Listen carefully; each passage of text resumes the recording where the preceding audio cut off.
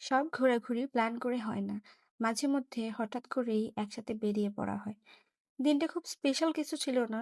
Road side fast food, টুকটাক কেনাকাটা আর ছানাটার দিকে তাকিয়ে হঠাৎ বুঝতে পারা আমরা আসলে ভবিষ্যতের স্মৃতি বানাচ্ছি, যেগুলো এখন সাধারণ কিন্তু একদিন খুব দামি হয়ে তো যাবে। হাই, কি অবস্থা সবার? কেমন আছেন?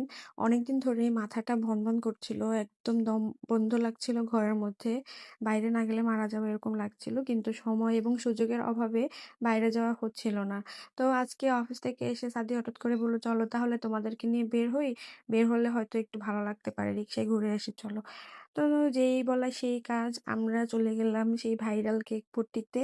বাট কেক খাওয়া আমাদের কোনো উদ্দেশ্য ছিল না। রিক্সায় একটু ঘোরাঘুরিটাই মূল উদ্দেশ্য ছিল।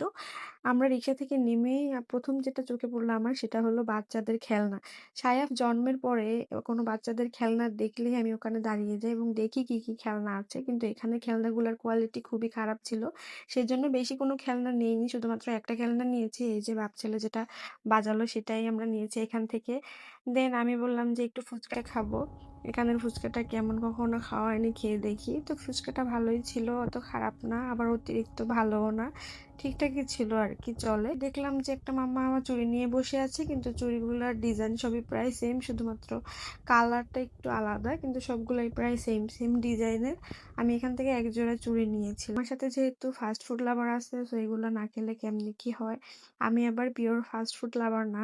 সায়াফ তো বসে থাকবেই না। খাওয়ার টাইমে নেমে, নেমে মেইন রোডের দিকে দৌড়ে যাচ্ছিল। এজন্য আমরা তাড়াহুড়া করে খাওয়া শেষ করে আবার একটু হাঁটাহাঁটি করে ওকে নিয়ে, আর চাউমিনটা এভারেজ ছিল, মানে অত খারাপ না আবার অত ভালোও না। বাট বাদবাকি সবগুলাই মোটামুটি ভালোই ছিল। অত খারাপ লাগে নাই। তো হাঁটতে, হাঁটতে এখানে দেখলাম যে এক মামা কলই শাক নিয়ে বসে আছে। সো যেহেতু বরিশালের পাবলিক এগুলা দেখলে লোভ লাগবে স্বাভাবিক। সো আমি এখান থেকে ১ কেজি নিয়ে নিই। কিন্তু আমি বুঝতে পারি নাই যে ১ কেজিতে এতগুলা হবে। তাহলে হয়তো আরেকটু কম নিতাম। কারণ আল্টিমেটলি আমারই কাটতে হবে। আর এতক্ষণ কাটতে গেলে আমার কোমর ব্যথা হয়ে যাবে। এরপর আমি এই সুন্দরীদের দেখে গিয়েছিলাম যখন আমরা এখান দিয়ে যাচ্ছিলাম, কেবল তখনই দেখে গিয়েছিলাম। তখন মনে, মনে ভেবেছি যে এগুলো আমার আজকে নিতেই হবে। তো আমরা হাঁটতে, হাঁটতে এই দোকানটার দিকে চলে আসি এবং এখান থেকে আমি আমার পছন্দ মতো কিছু বড়ই নিয়ে নিই। এই যে শুকনো বড়ই, এগুলোর দাম ছিল ৳৪০০ কেজি, যেটা আমি একদমই ভাবি নাই। আমি ভেবেছিলাম হয়তো আরো কম হতে পারে। এরপরে আমরা আবার রিক্সায় করে বাসায় চলে আসি। তো এটাই ছিল আমাদের আজকের মতো মিনি ব্লগ। কেমন লাগলো জানাবেন। ভালো লাগলে অবশ্যই ফলো দিবেন। ভালো থাকবেন। আল্লাহ হাফেজ।